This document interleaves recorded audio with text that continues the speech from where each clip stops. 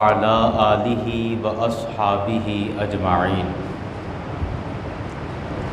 اما بعد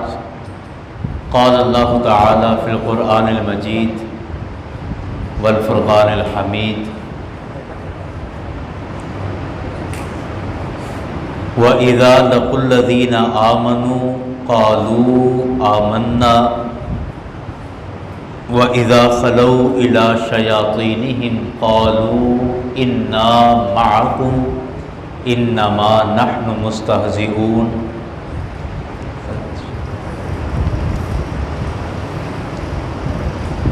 اللَّهُ يَسْتَهْزِئُ بِهِمْ وَيَمُدُّهُمْ فِي طُغْيَانِهِمْ يَعْمَهُونَ اولئک الذین اشتروا الضلالة بالہدی فما ربحت تجارتهم وما كانوا مہتدین صدق اللہ العظیم ان اللہ وملائکتہ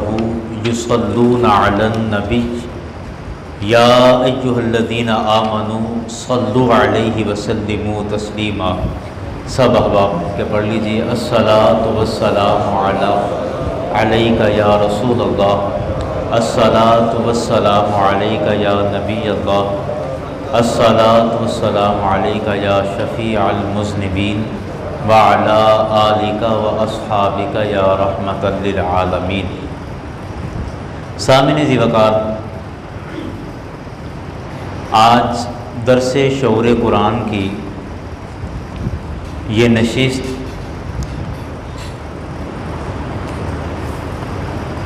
جس نشست کا یہ تیسرا سبق ہے اور سورہ البقرہ جامع مسجد انوار رسول میں شروع کی گئی ہے، اور اس کے دو سبق پہلے ہو گئے تھے اور آج اس کا تیسرا سبق ہے، اور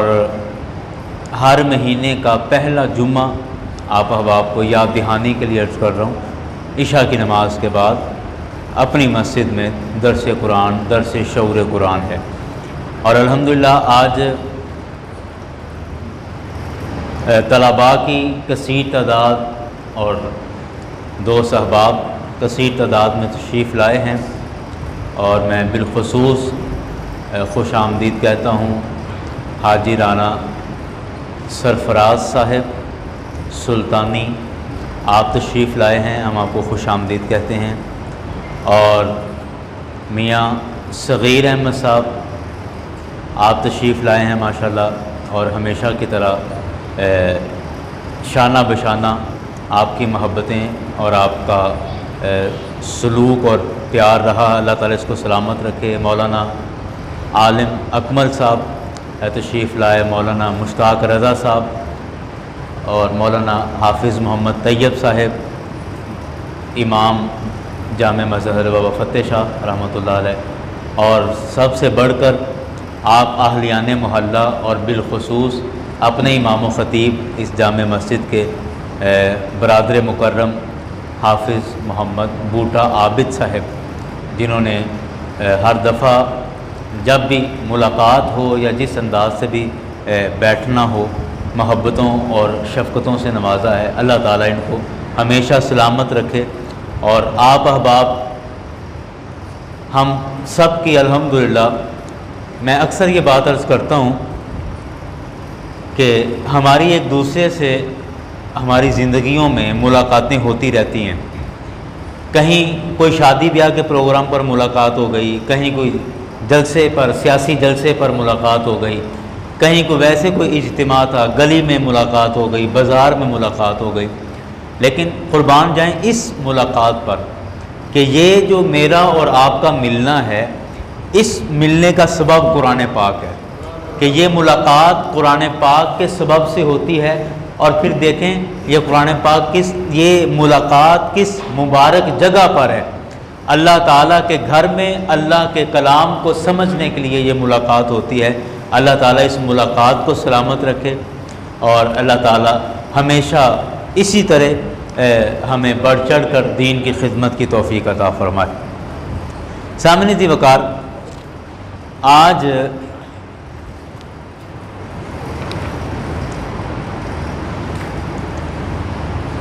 پچھلے سبق میں سورہ البقرہ کی 13 آیتیں ہم پڑھ چکے تھے، اور میں تھوڑا سا پیچھے سے خاکہ بیان کر دوں تاکہ بات ذہن میں آ جائے اور اگلی بات سمجھنا آسان ہو جائے کہ اللہ تعالیٰ نے اس صورت کے اندر جو سب سے پہلی 5 آیتیں ہیں، ان 5 آیتوں میں اللہ تعالیٰ نے ایمان والوں کا ذکر فرمایا ہے، ایمان والوں کی خوبیاں بیان فرمائی ہیں، اور اس کے بعد اگلی جو 2 آیتیں ہیں، اگلی 2 آیتیں یعنی آیت نمبر 7 تک اللہ تعالیٰ نے کافروں کا ذکر کیا اور کافروں کے حوالے سے کچھ باتیں بیان فرمائیں، اور آیت نمبر 7 سے لے کر آگے تقریباً کافی رکوع آئیں گے، جن کافی ساری آیتوں میں ایک لمبی تفصیل ہے کہ اللہ تعالیٰ نے منافقوں کے ذکر فرمائے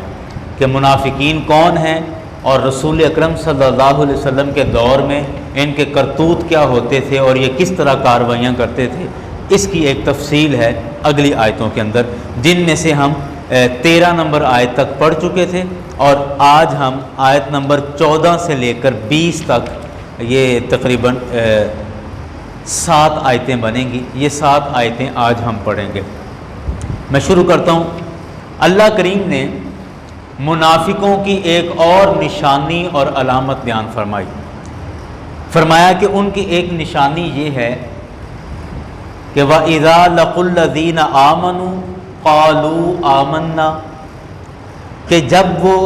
ایمان والوں سے ملاقات کرتے ہیں تو وہ منافق کہتے ہیں ہم بھی ایمان لے آئے، ہم بھی مسلمان ہیں۔ یہ منافقوں کی ان کی ایک کرتوت بیان ہو رہی ہے۔ وَإِذَا خَلَوْا إِلَىٰ شَيَاطِينِهِمْ،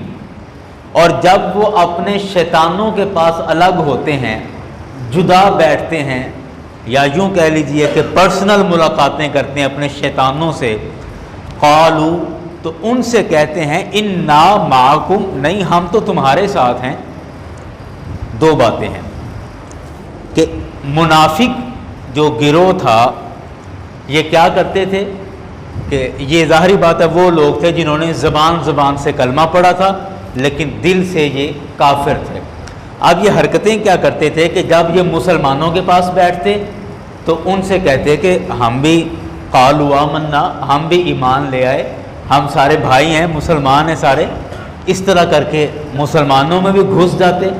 اور جب یہ اذا خلو الی شیاطینہم، اپنے شیطانوں کے پاس الگ ہوتے۔ اب یہاں شیطان کس کو کہا؟ شیطان یہاں پر کہا کافروں کے سرداروں کو، جو سرداران مکہ تھے، جو قریش کے سردار یا کفار جو تھے، کافروں کو یہاں پر شیطان کہا گیا۔ اب یہاں پر ایک خیر لمبی بحث ہے، لیکن ذہن میں یہ خیال آتا ہے کہ شیطان تو الگ سے ایک مخلوق ہے، تو کیا کسی انسان کو شیطان کہا جا سکتا ہے؟ یا انسانوں کے اندر بھی شیطان ہوتے ہیں؟ حالانکہ وہ شیطان کے پاس تو نہیں گئے، وہ تو اپنے سرداروں کے پاس گئے ہیں، کافروں کے پاس الگ ہوئے ہیں۔ لیکن قرآن نے کہا وَإِذَا خَلَوْا إِلَىٰ شَيَاطِينِهِمْ، جب وہ اپنے شیطانوں کے پاس الگ ہوئے، تو اس کا صاف مطلب یہ ہے کہ جس طرح جنوں میں، جنات کے اندر جس طرح شیطان پائے جاتے ہیں، انسانوں میں بھی اسی طرح شیطان پائے جاتے ہیں۔ ایک تو یہ ہے۔ دوسرا یہ ہے کہ جس طرح ایک بہادر انسان کو شیر کہہ دیا جاتا ہے، حالانکہ وہ شیر تو نہیں ہے، وہ جانور تو نہیں ہے، وہ تو انسان ہے، لیکن اس کو کہا جاتا ہے شیر ببر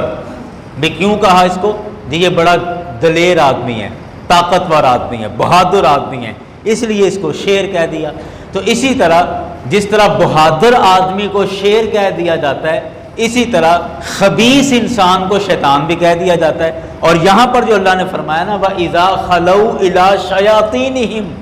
جب یہ منافق اپنے شیطانوں کے پاس الگ ہوتے ہیں، تو اس کا مطلب یہ کہ ہوتے تو وہ انسان ہی ہیں، لیکن وہ شیطان صفت انسان ہے، وہ خبیث اور ناپاک گندے انسان ہے، شرارتی انسان ہے، شرارت کرنے والے لوگ ہیں، زمین میں فساد کرنے والے لوگ ہیں۔ اس وجہ سے اللہ تعالیٰ نے ان کو شیطان کہا، اور کہا وَإِذَا خَلَوْا إِلَىٰ شَيَاطِينِهِمْ، جب وہ اپنے شیطانوں کے پاس یعنی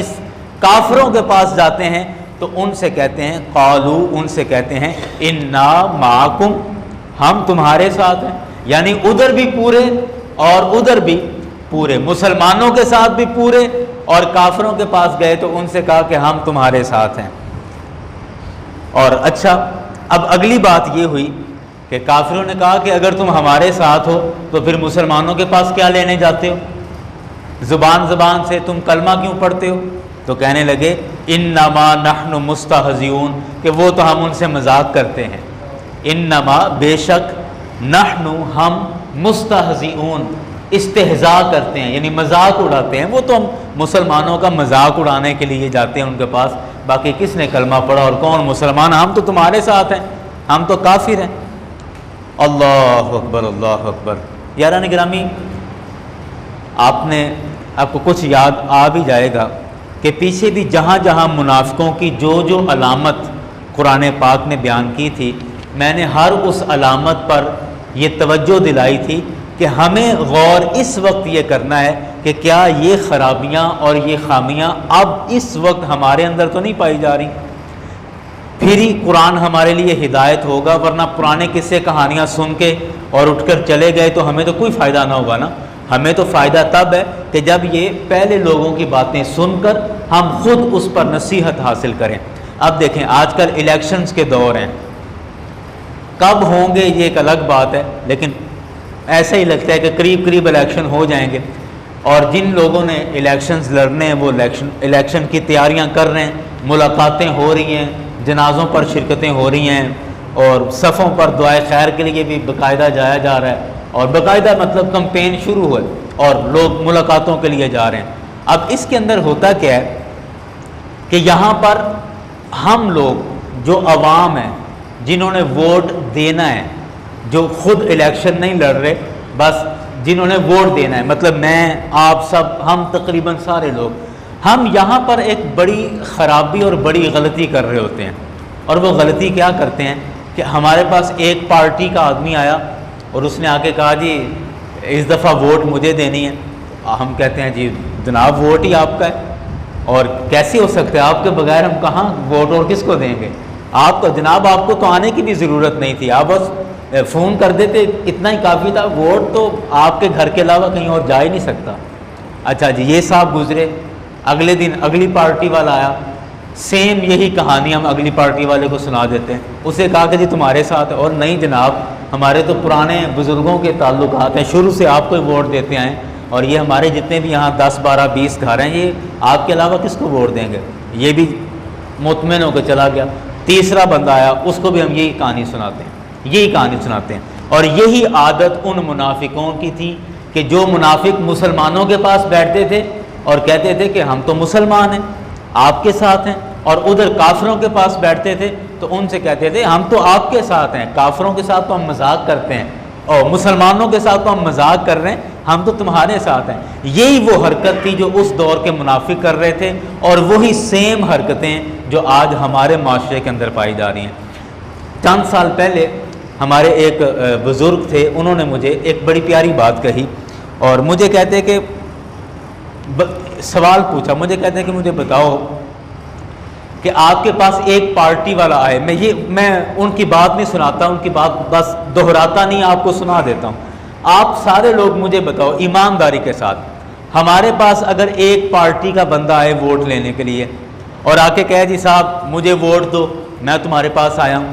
لیکن آپ نے اس کو ووٹ نہیں دینا، بالفرض اگر آپ اس کے ساتھ نہیں ہو اور آپ نے اس کو ووٹ نہیں دینا، تو میں کہتا ہوں کہ ان سے صاف لفظوں میں کہہ دیں، کہتے ہیں جی آپ کا آنا خوش آمدید، آپ بیٹھیں، چائے پئیں، پانی پئیں، آپ ہمارے بھائی ہیں، دوست ہیں، آپ کا حق تھا ہمارے پاس آنا، آپ آئیں، 100 بسم اللہ، لیکن ووٹ ہم شروع سے فلاں جگہ پر دے رہے ہیں، یا ووٹ ہم فلاں بندے کو دیں گے اور ووٹ ہمارا ادھر ہی ہے، ووٹ ہم نہیں دیں گے، جھوٹا وعدہ نہیں کریں گے، غلط بیانی نہیں کریں گے، باقی آپ ہمارے بھائی ہیں، دن آئے رات آئیں، ہمارے دروازے آپ کے لیے کھلے ہیں۔ ایک ہے یہ طریقہ، اور ایک وہ پہلے والا طریقہ کہ جو بھی آئے جی نہیں بالکل آپ کے ساتھ ہیں۔ اب نتیجہ کیا نکلتا ہے کہ جب الیکشن ہو جاتے ہیں، ہر بندے کو پتہ چل جاتا ہے کہ کس نے مجھے ووٹ دیا اور کس نے مخالف ووٹ دیا ہے، اب جس بندے کو آپ نے جھوٹے لارے لگائے تھے یا جھوٹا وعدہ کیا ہوا تھا، وہ بندے کو جب اسے پتہ چلے گا کہ اس بندے نے مجھے کتنی یقین دہانی کرائی لیکن ووٹ مجھے نہیں دیا، تو وہ کہے گا کہ یہ بھی نہ کوئی کسی اچھی نسل کا نہیں ہے یا حلالی خون نہیں ہے اس کے اندر، کہ مجھے کتنی امید دلائی اور یہ دیکھ اس نے کیا بے وفائی کی ہے اور کس قدر اس نے دھوکے بازی کی ہے۔ لیکن اگر آپ سیدھے لفظوں میں کہہ دیں گے کہ نہیں آپ ہمارے بھائی ہیں، دوست ہیں، لیکن ووٹ آپ کو نہیں دیں گے، ووٹ ہمارا وہاں پر ہے، میں کہتا ہوں وہ بندہ جس کو آپ نہیں ووٹ دیں گے وہ بھی آپ کی ساری زندگی عزت کرے گا۔ وہ کہے گا کہ نہیں یہ کھرا بندہ ہے، سچا بندہ ہے، جس کے ساتھ چلتا ہے صحیح ہو کے چلتا ہے، نہیں چلتا تو نہیں چلتا۔ اور اس نے میرے منہ پر کہہ دیا تھا کہ میں ووٹ آپ کو نہیں دوں گا، اور وہ کئی دفعہ اس کے جواب میں وہ کہہ بھی دیتے ہیں کہ سانو تیرے تے کوئی گلا نہیں، تو ساڈے منہ تے کہتا نا تو ووٹ نہیں دینا، اسی تیرے تے راضی ہیں، کوئی گل نہیں۔ یہ ہوتا ہے، اور میں سمجھتا ہوں عزت اس کے اندر ہے کہ آپ سچی بات کریں، صحیح بات کریں، کھری بات کریں اور منہ پر بات کر دیں، اور بغیر غصے کے اور بغیر ناراضگی کے آرام کے ساتھ بات کر دیں کہ جی آپ ہمارے بھائی ہیں، دوست ہیں، لیکن ووٹ آپ کو نہیں دیں گے، ووٹ ہمارا فلاں پارٹی کے لیے یا فلاں بندے کے لیے، جس کو بھی آپ دینا چاہتے ہیں۔ یہ اس کے اندر عزت زیادہ ہے، اور وہ منافقانہ لہجہ جو ہے وہ آپ کو ہمیشہ کے لیے ذلیل کر دیتا ہے، نظروں سے گرا دیتا ہے،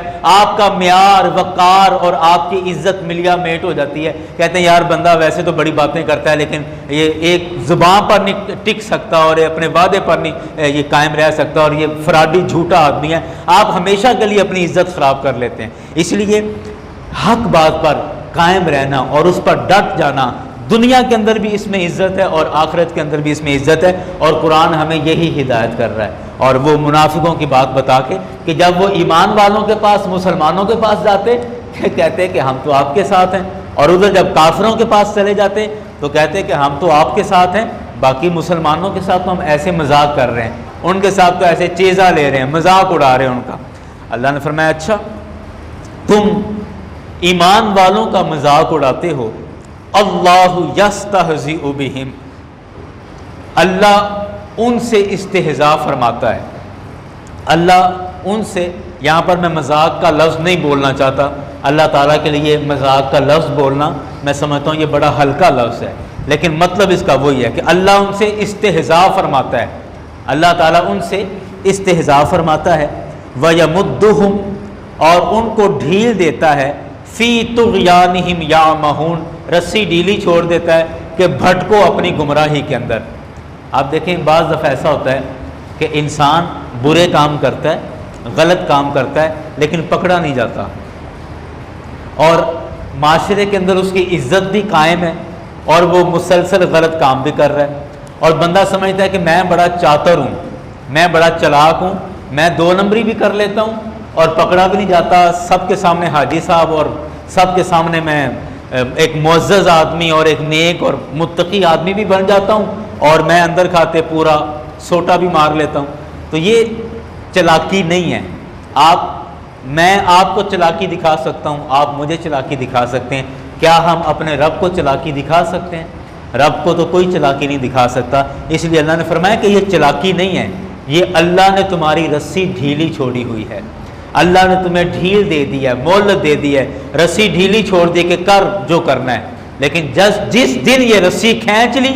اور جس دن اللہ نے اپنی گرفت سخت کر لی اور پکڑ سخت کر لی، پھر اگلی اور پچھلی ساری کسریں نکل جائیں گی۔ اس لیے اس دن سے ڈرتے ہوئے کہ جس دن اللہ کی گرفت میں اور اللہ کی پکڑ میں بندہ آ جائے، اس دن سے ہمیں ڈرنا چاہیے، اور اس دن سے پہلے ہمیں توبہ کر لینی چاہیے۔ اللہ نے فرمایا کہ اللہ تعالیٰ بھی ان کے ساتھ استہزاء کرتا ہے، اور اللہ کا استہزاء کیا ہے کہ ان کو رسی ڈھیلی چھوڑ دی اور وہ سمجھے ہم آزاد ہو گئے، موجاں جو مرضی کرو،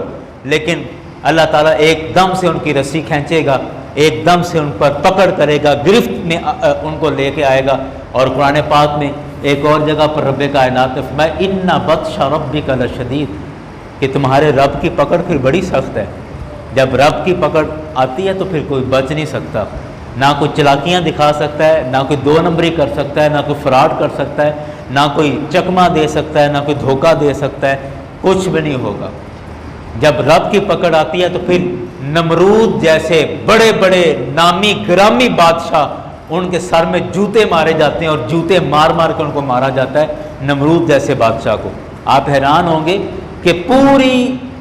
تاریخ انسانیت میں 4 ایسے لوگ گزرے ہیں جنہوں نے بیک وقت ایک آدمی نے پوری دنیا پر حکومت کی ہے۔ آپ تو دیکھو نا، پاکستان ہے، ادھر انڈیا ہے، آپ ادھر پاکستان ہے، اس سے آگے چائنا، ادھر تھوڑا سا ہو جائیں تو ایران ہے، افغانستان ہے، تھوڑا سا اور ادھر آ جائیں تو ایران آ جاتا ہے۔ ہر ملک کے اندر الگ الگ بادشاہ ہے، لیکن 4 تاریخ کے اندر ایسے لوگ گزرے ہیں کہ جنہوں نے پوری روئے زمین پر ایک ہی بندے نے حکومت کی ہے، یعنی پوری روئے زمین، ساری زمین ایک ہی ملک ہوتا تھا اور اس کا ایک ہی بادشاہ تھا۔ ان میں 2 مسلمان تھے اور 2 کافر تھے۔ مسلمانوں میں حضرت سکندر ذوالقرنین علیہ السلام اور حضرت سلمان علیہ السلام، حضرت سلیمان علیہ السلام، یہ 2 ایسی ہستیاں تھیں جو مسلمان تھیں، اور انہوں نے ایک ہی وقت میں پوری دنیا پر حکومت کی، ایک ہی بادشاہ پوری دنیا کا۔ 2 ان میں غیر مسلم تھے، جن میں ایک نمرود تھا اور دوسرا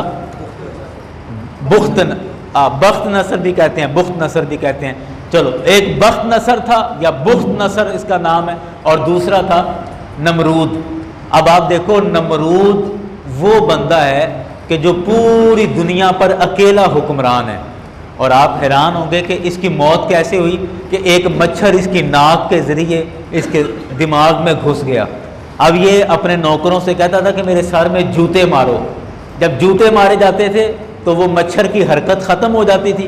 تو اس کو تھوڑی دیر آرام رہتا تھا، سکون رہتا تھا۔ جب وہ چھوڑ دی جاتے تو مچھر پھر کاٹتا اور پھر اس کو تکلیف ہوتی۔ جب تک چھتر پڑتے تو اس کو سکون رہتا، اور جوتے نہیں پڑتے تو اس کو تکلیف ہونا شروع ہو جاتی۔ تو اب حیران ہوں گے کہ اللہ تعالیٰ نے جب پکڑ کی تو ایسا بندہ جو پوری دنیا پر اکیلا حکومت کرنے والا بندہ ہے، اللہ نے جوتے مار مار کے اس کو مروایا ہے۔ اس طرح کی ذلت والی موت اللہ نے اس کو عطا فرمائی۔ تو اللہ تعالیٰ جب گرفت کر لے گا، جب پکڑ کر لے گا، تو پھر کوئی بچ نہیں سکتا ہے، بھلے بادشاہ ہوں، بھلے نوکر ہوں، طاقتور ہوں یا کمزور ہوں۔ جب اللہ کی پکڑ آ گئی، کوئی اللہ کی پکڑ سے نہیں بچ سکتا۔ اس لیے فرمایا کہ اگر اللہ تعالیٰ نے ڈھیل دی ہے تو اسے اپنی چلاکی نہ سمجھو، اسے اپنا ہنر یا کاریگری نہ سمجھو کہ جی یہ میری فنکاری ہے کہ میں لوگوں کو چکمہ بھی دے لیتا ہوں اور پتہ بھی نہیں چلتا۔ نہیں، یہ اللہ نے تمہاری رسی ڈھیلی چھوڑی ہے۔ تو اس دن سے پہلے توبہ کر لو، جس دن اللہ اس رسی کو کھینچے گا اور اللہ کی پکڑ میں آ جاؤ گے، پھر اگلی پچھلی ساری کسریں نکل جائیں گی، اس سے پہلے بچ جاؤ۔ اللہ اکبر، اللہ اکبر۔ اب آئیں اگلی بات کی طرف۔ رب کائنات نے منافقوں کی ایک علامت بیان فرمائی کہ جب وہ ایمان والوں کے پاس ہوتے ہیں تو کہتے ہیں کہ ہم آپ کے ساتھ ہیں، جب وہ کافروں کے پاس جاتے ہیں تو کہتے ہیں ہم آپ کے ساتھ ہیں، ان کے ساتھ تو ہم مذاق کر رہے ہیں۔ اللہ نے فرمایا کہ اللہ بھی ان کے ساتھ استہزاء کرتا ہے کہ ان کی رسی ڈھیلی چھوڑ دیتا ہے، یہ سمجھتے ہیں موجیں لگ گئیں، پھر اللہ ایک دم ان کو جب پکڑ کرتا ہے تو پھر مطلب کوئی ان کو پوچھنے والا نہیں ہوتا۔ اب اللہ نے فرمایا اولئک الذین اشتروا الضلالہ بالہدی، یہ وہی لوگ ہیں جنہوں نے ہدایت کے بدلے گمراہی خرید لی ہے۔ ہدایت بیچ دی اور اس کے بدلے گمراہی، یعنی سونا دے کر مٹی لے لی ہے، سونا دے کر مٹی خرید لی ہے، یعنی ہدایت بیچ کر اور اس کے بدلے انہوں نے گمراہی لے لی ہے۔ اور اللہ نے فرمایا کہ جو انہوں نے یہ سودا کیا ہے نا، فما ربحت تجارتہم، ان کی تجارت ان کو کوئی نفع نہیں دے گی، وما کانوا مہتدین، اور نہ یہ ہدایت حاصل کر سکیں گے۔ یہ جو تجارت کی ہے نا کہ ہدایت بیچ دی اور گمراہی خرید لی۔ اللہ اکبر، اللہ اکبر۔ میں یاران جب تھوڑا سا آپ اس جملے پر غور کر لیں۔ میں کہتا ہوں کائنات کا سب سے گھٹیا سودا یہ ہے، کائنات کا سب سے گھٹیا سودا یہ ہے کہ بندہ ہدایت کے بدلے گمراہی خرید لے، ہدایت بیچ دے اور گمراہی خرید لے۔ یہ اس کائنات کا سب سے نقصان والا سودا ہے۔ اب آپ سوچیں کہ کیسے نقصان والا یہ سودا اس طرح ہے۔ اگر ہم دنیا داری کے حساب سے دیکھیں، میں نے ایک چیز 100 روپے کی لے کر آیا تھا لیکن میں نے 80 روپے کی بیچ دی، کوئی مسئلہ نہیں، 20 روپے نقصان ہوا، خیر ہے۔ کسی اور تجارت میں، کسی اور سودے میں پورا ہو جائے گا، میرا حساب برابر ہو جائے گا۔ لیکن اب یہ توجہ کریے گا میری طرف، اس وقت بڑی معذرت کے ساتھ اس وقت ہم مسلسل ہدایت بیچتے جا رہے ہیں اور گمراہی خریدتے جا رہے ہیں۔ اس وقت یہ جو ابھی دور چل رہا ہے نا، ہم مسلسل ہدایت بیچ رہے ہیں اور گمراہی خرید رہے ہیں، اور ہمیں پتہ بھی نہیں چل رہا کہ ہم کیا کر رہے ہیں۔ میں آپ کی توجہ دلاؤں گا تو آپ کو سمجھ آ جائے گی میں کیا بات کر رہا ہوں۔ اس وقت یہ جو دور چل رہا ہے نا، اس دور میں بڑی تیزی کے ساتھ ہم ہدایت بیچ رہے ہیں اور اس کے بدلے گمراہی خرید رہے ہیں، جس کے بارے قرآن پاک نے بھی کہا کہ یہ بڑا گھاٹے والا سودا ہے۔ گمراہی ہم ہدایت کے بدلے کیسے خرید رہے ہیں؟ آج ہم اپنے بچوں کو اسکول کی تعلیم دینے کے لیے، ان کو کالج کی تعلیم دینے کے لیے، یونیورسٹی کی تعلیم دینے کے لیے ہم لاکھوں روپیہ فیسیں بھرنے کے لیے تیار ہیں۔ ابھی عصر کے بعد میرے ایک دوست مجھ سے بھی بات کر رہے تھے، کہہ رہے تھے کہ میں نے اپنے بچے کا لاہور یونیورسٹی میں MBBS کا اس کا کروایا ہے داخلہ، اور اس کے سارے سمیسٹرز کا یعنی مکمل MBBS کا 80 لاکھ روپیہ خرچہ ہے، یہ ڈاکٹری کے کورس کا 80 لاکھ روپیہ لاہور یونیورسٹی کے اندر۔ میں ہکا بکا رہ گیا، یقین کریں کہ وہ علم جو کروڑوں روپیہ دے کر ہمیں ملتا ہے، اس علم کے پیچھے ہم پاگلوں کی طرح بھاگ رہے ہیں، اور وہ علم جو ہمیں مفت مل رہا ہے اور سستے میں مل رہا ہے اور جگہ جگہ پر مل رہا ہے، اس کی طرف کوئی توجہ نہیں دی جا رہی اور اس کی طرف ہماری دھیان اور توجہ جاتی نہیں ہے۔ یہ ہے وہ گمراہی کہ جو ہدایت ہم بیچتے جا رہے ہیں اور گمراہی خریدتے جا رہے ہیں۔ میں نہیں کہتا کہ آپ کالج نہ جائیں، کبھی نہیں کہتا، میں نے خود پڑھا ہوا ہے۔ میں آپ سے نہیں کہتا کہ آپ یونیورسٹی نہ جائیں، آپ کمپیوٹر نہ پڑھیں، آپ سائنس نہ پڑھیں، بالکل نہیں کہہ رہا۔ میں صرف یہ کہہ رہا ہوں کہ دین کو چھوڑ کر ان کی طرف نہ جائیں، بلکہ دین کو ساتھ لے کر ان کی طرف چلے جائیں، ان کی طرف جائیں۔ ہمارا بچہ ڈاکٹر بن رہا ہے تو لازم ہے کہ اگر وہ ڈاکٹر کے لیے 5 سال MBBS کے لیے لگا رہا ہے، اس سے پہلے 2 سال میں اس نے FSC کی ہے، اس سے پہلے سائنس کے ساتھ اس نے میٹرک کیا ہے، اگر وہ 16 سال MBBS تک وہ 16 سال لگا کر ڈاکٹر بن رہا ہے تو کیا 2 سال دین حاصل کرنے کے لیے نہیں لگا سکتا؟ وہ ڈاکٹر بننے کے بعد اس کو قرآن پاک سیدھا پڑھنا نہیں آتا، ڈاکٹر بن گیا اور اس کو یہ تک پتہ نہیں ہے میرا باپ مر گیا تو اس کو غسل میں نے کیسے دینا ہے، ڈاکٹر بن گیا ہے، اس کے باپ نے بھی لاکھوں روپیہ لگا دیا ہے، لیکن یہ تک پتہ نہیں ہے کہ ابا کے لیے میں نے بخشش کی دعا کیسے کرنی ہے۔ وہ مولوی صاحب کو ایک تھالی چاولوں کی دے کر کہتا ہے کہ میں اپنا ابا بخشوا لوں گا اور میں میرے ابے کے لیے دعا کر دیں۔ میں اکثر، یہ باتیں کڑوی ہیں لیکن میں اکثر کہتا ہوں آپ مجھے ایمانداری سے بتاؤ کہ میں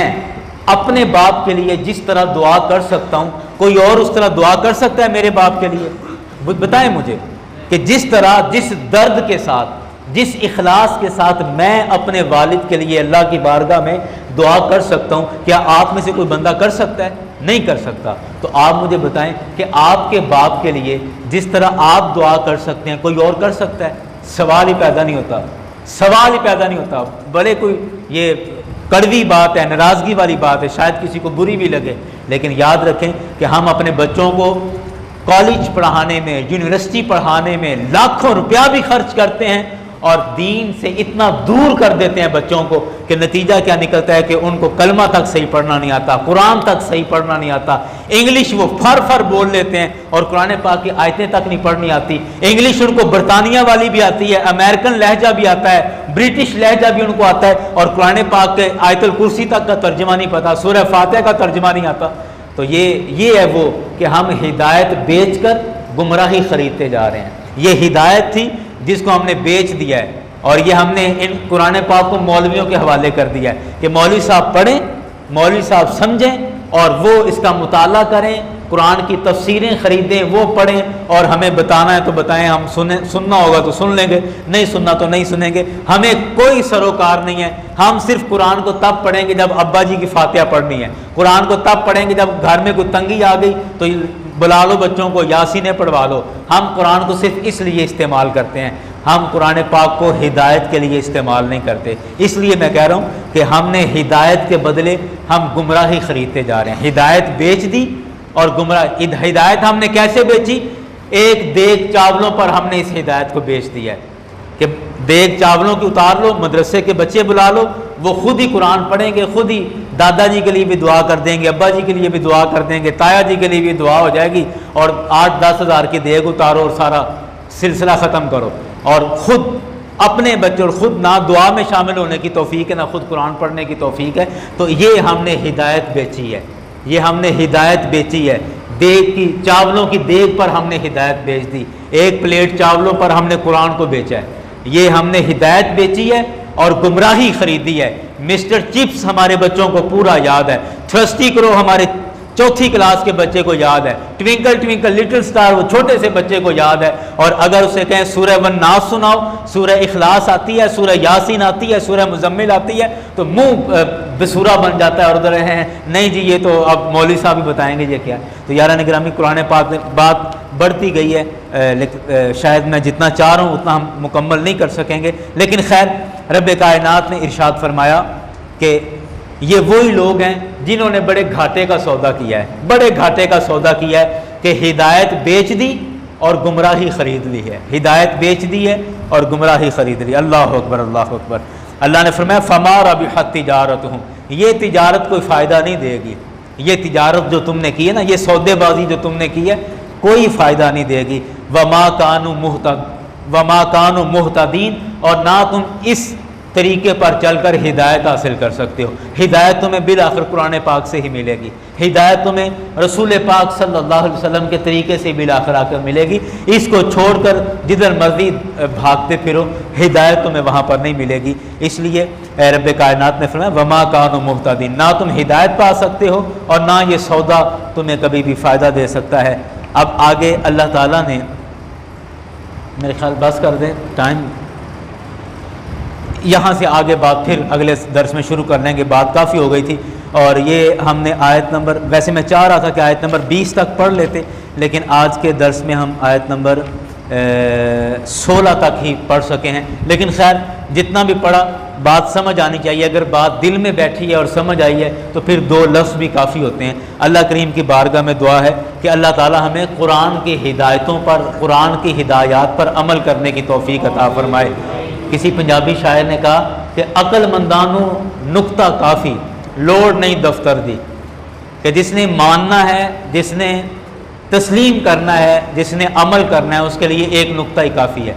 تو عقل مندانوں نکتہ کافی، لوڑ نہیں دفتر دی، تے بے عقلاں تے اثر نہیں کر دی پند نبی سرور دی۔ اور جو بے عقل انسان ہے اس کو رسول پاک صلی اللہ علیہ وسلم اللہ کے نبی آ کر بھی بتا دیں گے تو وہ نہیں مانے گا، اور جس نے ماننا ہے تو اس کے لیے 2 لفظ اور 2 حرف ہی کافی ہیں۔ اللہ کریم کی بارگاہ میں دعا ہے کہ جس محبت کے ساتھ ہم سب قرآن پاک سیکھنے کے لیے جمع ہوتے ہیں، اللہ تعالیٰ ان محبتوں کو سلامت رکھے، اور اسی طرح ذوق اور شوق کے ساتھ قرآن پاک کے علوم ہمیں سیکھنے کی توفیق عطا فرمائے۔ اور یہاں لگے ہاتھ میں ایک بات عرض کر دوں، چونکہ مضمون یہی چلا ہے، اور آج ہم نے جمعے میں اعلان بھی کیا ہے، اور وہ اعلان یہ کیا ہے کہ ہمارے کافی سارے دوست تھے جو یا تو فیکٹری جاتے ہیں یا وہ مطلب وکالت کے شعبے سے ہیں، کچھ ٹیچرز حضرات ہیں، اور وہ رمضان شریف سے مجھے وہ کہہ رہے تھے کہ ہمارے لیے کوئی ترجمے کی کلاس آپ شروع کریں جس میں ترجمہ بھی قرآن پاک کا ہو اور جس میں فقہ بھی ہو، یعنی نماز، زکوٰۃ، روزہ، حج، ان کے مسائل بھی ہوں، نکاح اور طلاق وغیرہ کے مسائل بھی ہوں، قرآن پاک کا ترجمہ بھی ہو، اور ساتھ حدیث شریف بھی ایک اس کے ضرورت کی اس میں پڑھائی جائے۔ تو وہ الحمدللہ میں اس کا سلیبس ترتیب دے رہا تھا جس میں مجھے کچھ وقت لگ گیا، تو فائنلی ہم اس کو مکمل کر چکے ہیں، اور انشاءاللہ ہفتے میں 2 دن پیر اور منگل، ہفتے میں 2 دن پیر اور منگل عشاء کی نماز کے بعد 1.5 گھنٹے کی کلاس ہوگی جامع مسجد حضرت بابا فتح شاہ رحمۃ اللہ علیہ میں۔ 1.5 گھنٹے کی کلاس ہوگی ہفتے میں، صرف 2 دن پیر اور منگل، یہ 2 دن کلاس ہوگی، اور یہ اس میں مکمل انشاءاللہ قرآن پاک کا ترجمہ، اور تھوڑی بہت اس میں گرامر بھی آئے گی، ترجمے کے لیے، اور فقہ کے جتنے مسائل ہیں ہمارے، جیسے نماز کے، روزے کے، حج کے، زکوٰۃ کے، نکاح طلاق وغیرہ، یہ مسائل اس کے اندر سارے ڈسکس ہوں گے، قرآن پاک کا ترجمہ ہوگا، اور حدیث کی کوئی نہ کوئی ایک کتاب صرف ہم پڑھیں گے، اور یہ مجھے امید ہے کہ 1 سال کے اندر یہ اتنا ہو جائے گا کہ بندہ خود سے ترجمہ کرنے لگ جائے گا، یا عربی پڑھنا اور عربی سمجھنا آ جائے گی انشاءاللہ۔ تو یہ 1 سال کا کہہ لیں آپ یہ کورس ہے، اور ہفتے میں صرف 2 دن ہے، صرف 2 دن، پیر اور منگل، لیکن 1.5 گھنٹے کی کلاس ہوگی، اور آپ میں سے جو احباب چاہتے ہیں قرآن پاک کو ترجمے کے ساتھ باقاعدہ پڑھنا، اور فقہ بھی پڑھنا، اور حدیث کا علم بھی ساتھ ہو، تو وہ فیکٹری جاتے ہیں یا کسی بھی شعبے سے ہیں، تو اپنے کام سے جیسے ان کو چھٹی ہو، عشاء کے بعد تقریباً ہم فارغ ہوتے ہیں، تو 1.5 گھنٹہ صرف ہفتے میں 2 دن دے دیں، تو مجھے بڑی امید ہے انشاءاللہ اللہ تعالیٰ کی مدد اور اس کی توفیق سے ہم اس لائق ہو جائیں گے کہ قرآن پاک کا ترجمہ ہمیں آ جائے گا، نماز پڑھ رہے ہوں گے تو ہمیں پتہ ہوگا اپنے رب سے کیا بات کر رہے ہیں، تو یہ ساری چیزیں ہم طلاق اور نکاح اور یہ دیگر مسائل ہم کم از کم سیکھ جائیں گے۔ اللہ کریم کی بارگاہ میں دعا ہے کہ اللہ تعالیٰ ہمیں دین کے رستوں پر اسی طرح استقامت کے ساتھ چلنے کی توفیق عطا فرمائے۔ وما علینا الا البلاغ۔ دعا فرماؤ۔